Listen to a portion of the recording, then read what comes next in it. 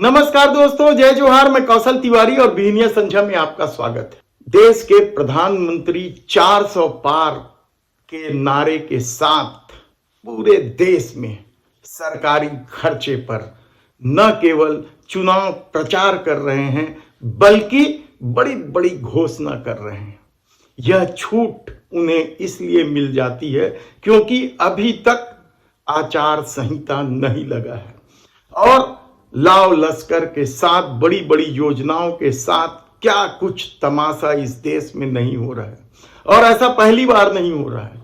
इससे पहले भी देश के प्रधानमंत्री राज्यों के चुनाव के आचार संहिता लगने के पहले खूब दौरा करते हैं, मनमाने दौरा करते हैं, झूठ बोलते हैं, ये एक अलग बात है। लेकिन सरकारी खर्चे का जितना सदुपयोग इस दौर में या दुरुपयोग इस दौर में देश के प्रधानमंत्री नरेंद्र मोदी ने किया है वैसा शायद किसी भी प्रधानमंत्री ने नहीं किया है।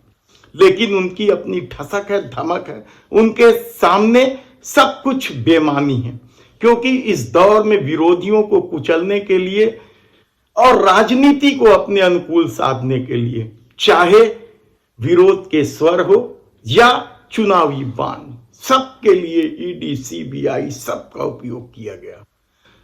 तो दूसरी तरफ छत्तीसगढ़ में भी अब इसी तरह का क्या खेल शुरू हो गया है। भारतीय जनता पार्टी ने किसान सम्मेलन आयोजित किया है, किसानों का कुंभ यह नाम दिया गया है। लेकिन सारा ताम झाम सरकार के पैसे से हो रहा है, कहा जाए तो गलत नहीं होगा। टैक्स पेयर का पैसा है ये। यहां तक कि बीजेपी के महासम्मेलन के लिए, किसान महासम्मेलन के लिए सरकारी तौर पर न केवल विज्ञापन छपवाए गए बल्कि केंद्रीय मंत्री राजनाथ सिंह की तस्वीरें भी लगाई गई। यह कितना जायज है और यह क्या टैक्स पेयर के पैसे को मनमाने ढंग से खर्च करने की अनुमति देता है, यह एक अलग सवाल है। लेकिन जबरदस्त तरीके से छत्तीसगढ़ के अखबारों में किसान सम्मेलन का विज्ञापन छप रहा और इसमें कुछ झूठ भी है। क्या झूठ है?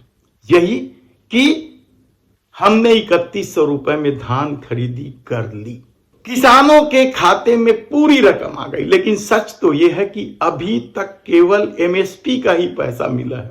3100 रुपए प्रति क्विंटल की जो राशि है, 925 रुपए के आसपास जो राशि है वह अभी तक नहीं दी गई है। लेकिन विज्ञापनों में कहा गया कि खाते में पूरी रकम डाल दी गई है।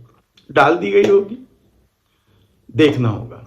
लेकिन राहुल गांधी कल गुजरात में क्या बोलेंगे यह बताएं, उससे पहले बता दें कल दिल्ली में जो कुछ हुआ वह शर्मसार कर देने वाली बात है। देश के माथे पर एक और धब्बा है।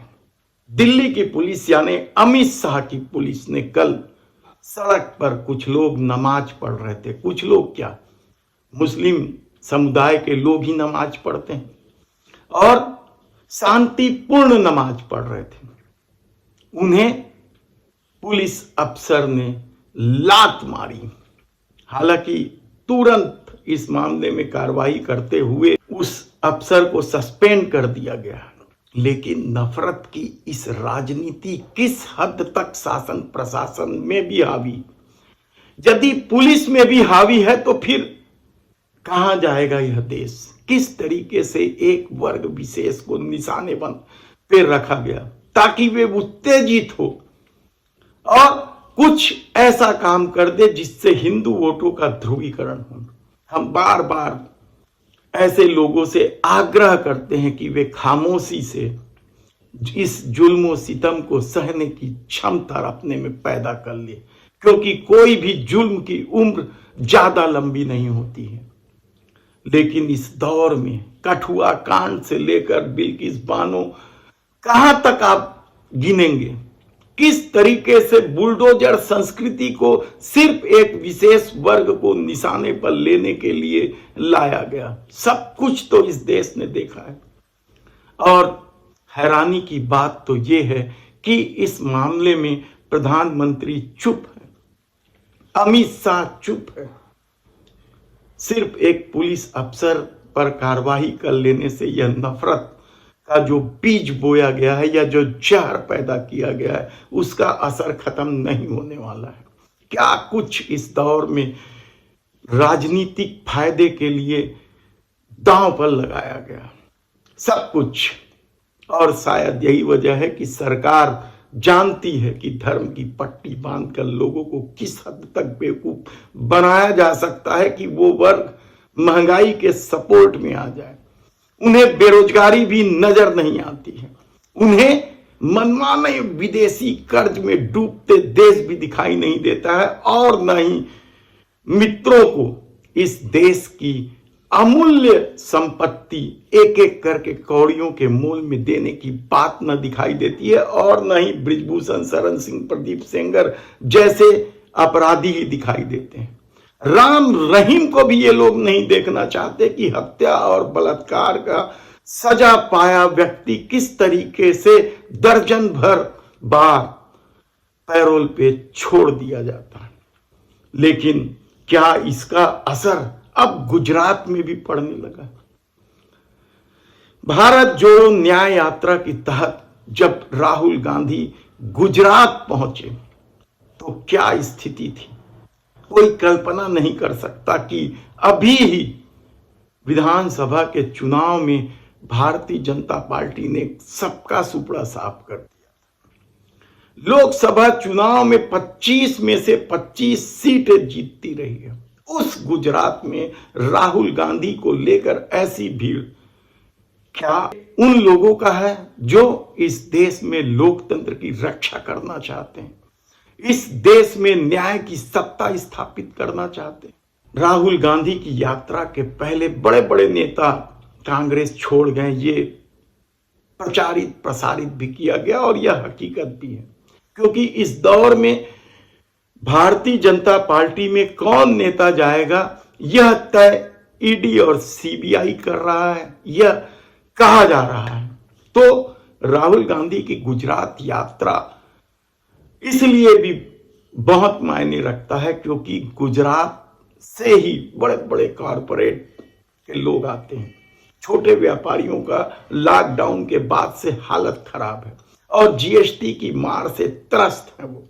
ऐसे में जब राहुल गांधी ने गुजरात जाकर गौतम अडानी का नाम लेकर प्रहार किया तो पूरी बीजेपी सकते में आ गई, क्योंकि यह किसी से नहीं छिपा है कि गौतम अडानी को बचाने के लिए इस दौर में क्या कुछ नहीं किया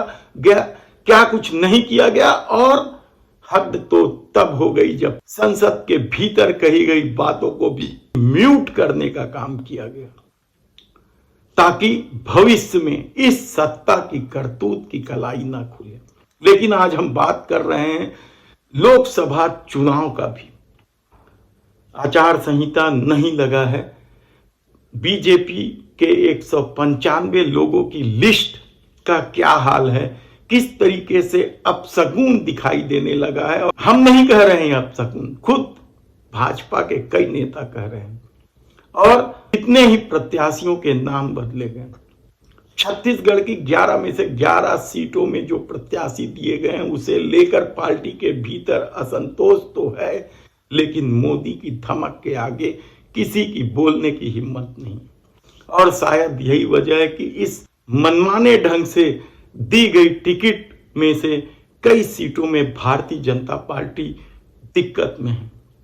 हालांकि मुख्यमंत्री से लेकर भारतीय जनता पार्टी के छत्तीसगढ़ प्रदेश के अध्यक्ष किरण देव सब कह रहे हैं कि इस बार 11 में से 11 सीटें जीतेंगे, लेकिन कैसे? सिर्फ मोदी के चेहरे पे, सिर्फ धर्म की पट्टी बांधकर या नफरत का सैलाब लाकर।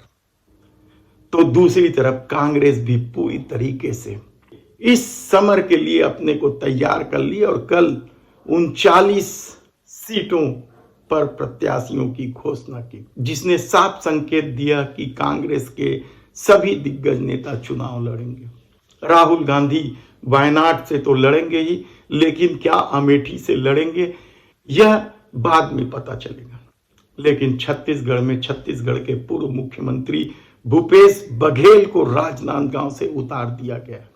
उनके खिलाफ संतोष पांडे होंगे भाजपा के प्रत्याशी, पिछले बार के सांसद।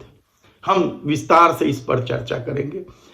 इसी तरीके से दुर्ग से राजेंद्र साहू को उतारा गया है। कुर्मी प्रत्याशी भाजपा ने उतारा है विजय बघेल। उसके जवाब में सोशल इंजीनियरिंग के तहत राजेंद्र साहू को मैदान में उतारा गया। कोरबा में सांसद ज्योत्सना महंत पर ही दांव आजमा दिया गया है। तो जांजगीर चांपा से शिव कुमार डहरिया भूपेश सरकार में मंत्री थे, उन्हें टिकट दी गई है।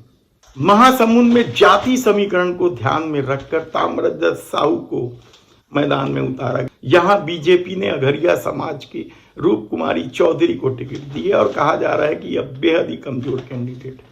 तो क्या ताम्रध्वज साहू वोटों को साथ कर चुनाव जीत जाएंगे? लेकिन सबसे मजबूत किला भाजपा का छत्तीसगढ़ की राजधानी रायपुर, जहां से सालों मंत्री रहे, दमदार माने जाते हैं, कभी चुनाव नहीं हारे, ऐसे बृजमोहन अग्रवाल को भाजपा ने टिकट दी है। बृजमोहन अग्रवाल का क्या विवाद है, यह एक अलग विषय है। क्यों चर्चा में रहते हैं और कैसे जीत लेते हैं। यहां से कांग्रेस ने बिल्कुल युवा चेहरा, विधायक रह चुके हैं विकास उपाध्याय, उन्हें टिकट दी है। अब तक के जो नतीजे आए हैं उसे देखते हुए विकास के सामने यह सबसे बड़ी चुनौती है कि वह राजधानी फतह कर ले। हालांकि यह चुनौती तब भी उनके साथ खड़ी थी जब वे पहली बार विधानसभा चुनाव जीते थे। उस दौर में भी कहा जा रहा था कि राजेश मूणत को हराना आसान नहीं है, लेकिन वे जीत गए थे। तो क्या इस बार विकास उपाध्याय बृजमोहन अग्रवाल को हरा पाएंगे? बेहद ही चुनौतीपूर्ण मुकाबला है। दरअसल इस सीट से कोई लड़ना ही नहीं चाह रहा था, ऐसी हवा फैला दी गई थी बृजमोहन अग्रवाल के प्रत्याशी बनाने के बाद। लेकिन दावेदारों की फेहरिस्त थी, लेकिन इस दौर में नैरेटिव सेट करने का खेल भाजपा अच्छी तरीके से जानती है। इसलिए यह नैरेटिव बनाया गया कि बृजमोहन अग्रवाल के सामने कोई चुनाव लड़ने को तैयार नहीं। तो क्या विकास उपाध्याय तैयार थे? यकीनन कई लोग तैयार थे। उसमें एक गरीब प्रत्याशी भी थे, शंकर लाल साहू, ऑटो वाले कहलाते हैं। उन्होंने खूब मेहनत की थी टिकट के लिए, उन्हें टिकट नहीं दी गई और विकास उपाध्याय को टिकट मिल गई है। विकास उपाध्याय के सामने सबसे बड़ी चुनौती बृजमोहन अग्रवाल की कार्यशैली है। यदि देश में राजनीति को अपने अनुकूल करने में प्रधानमंत्री नरेंद्र मोदी माहिर हैं, तो यकीन मानिए कि रायपुर की राजनीति को अपने अनुकूल करने या प्रदेश की राजनीति को अपने अनुकूल करने में बृजमोहन अग्रवाल का भी कोई मुकाबला नहीं। तमाम तरह के कांग्रेसी उनके दरबार में न केवल दिखाई देते हैं बल्कि उनके लिए चुनाव प्रचार भी करते हैं। हम फिर कभी उन नामों का जिक्र करेंगे जो बृजमोहन अग्रवाल का चरण वंदन करने कांग्रेसी पहुंच जाते हैं सिर्फ पैसे के लिए। विकास उपाध्याय क्या ऐसे कांग्रेसियों को इस बड़ी लड़ाई के लिए तैयार कर पाएंगे? यह सबसे बड़ा और कठिन सवाल है। आप यदि फेहरिस्त देखेंगे वार्ड वाइज, वार्ड दर वार्ड, हर वार्ड में कई कई कांग्रेसी आपको बृजमोहन अग्रवाल का गुण गाते दिखाई दे देंगे, क्योंकि पैसे की अपनी ताकत है, पैसे की अपनी धमक है और बृजमोहन अग्रवाल जानते हैं कि लंबे समय तक राजनीति करनी है तो किस तरीके से साधा जाएगा। और कहा जा रहा है कि उनके टिकट मिलते ही कई कांग्रेसी बधाई देने पहुंच गए थे, लिफाफा तक ले आने की चर्चा है। लेकिन सबसे बड़ी बात तो विकास उपाध्याय के सामने न केवल शहर, अकेले दक्षिण में 67,000 का लीड के साथ बृजमोहन अग्रवाल ने जीत दर्ज की है। तो रायपुर ग्रामीण में 40,000 का गड्ढा है कांग्रेस के लिए।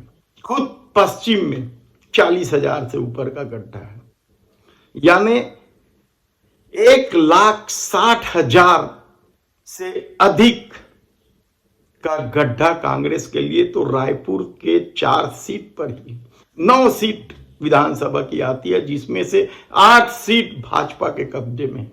केवल 1 सीट भाटापारा कांग्रेस ने जीता है। और ऐसी परिस्थिति में विकास उपाध्याय किस तरीके की रणनीति बनाकर आगे चलेंगे, क्योंकि इससे पहले उनके बड़े भाई कहलाते हैं प्रमोद दुबे, जिन्हें 2019 में टिकट मिली थी और वे 3.5 लाख से अधिक वोटों से हार गए थे। प्रमोद दुबे भी दमदार नेता माने जाते हैं, उनकी अपनी राजनीतिक शैली है, पकड़ है, सब कुछ है, लेकिन 3.5 लाख वोट से हार गए थे। तो क्या विकास उपाध्याय के चुनाव लड़ने से यह मार्जिन और बढ़ जाएगा? यह बेहद ही गंभीर सवाल इसलिए है क्योंकि भारतीय जनता पार्टी का प्रभाव क्षेत्र रायपुर लोकसभा तो है ही, ऊपर से बृजमोहन अग्रवाल जिसकी अपनी दमदारी है, कद्दावर नेता है, सब कुछ अपने पाले में कर लेने की उनमें क्षमता है, किसी चीज की कमी नहीं है उनके पास, पैसे कौड़ी सब कुछ उनके पास है। और ऐसी परिस्थिति में विकास उपाध्याय को लेकर कई तरह के सवाल हैं। कहा जा रहा है कि युवा चेहरा है, युवाओं में पकड़ है, उनकी अपनी टीम है और वे बृजमोहन अग्रवाल के नाक में दम कर सकते हैं। हालांकि कांग्रेस की 5 साल सरकार रही है और इन 5 सालों में प्रभाव जबरदस्त बढ़ा है कांग्रेस का। भले ही विधानसभा में उन्हें जीत नहीं मिल पाई है, लेकिन मुकाबला इतना मुश्किल भी नहीं है कि बृजमोहन अग्रवाल को हराया ना जा सके। केवल अपनी पीठ पे छुरा भोंकने वाले अपने लोगों पर ही ध्यान रखना होगा। उन लोगों की पहचान करके किनारे करना बेहद जरूरी होगा विकास उपाध्याय के लिए। जो लोग बृजमोहन अग्रवाल के दरबार के दरबारी हैं, बहुत सारे नाम हैं, हमने कहा कि हम बताएंगे और जरूर बताएंगे आपको इस दरबारियों की सूची जो बृजमोहन अग्रवाल साधते रहे हैं हर चुनाव दर चुनाव।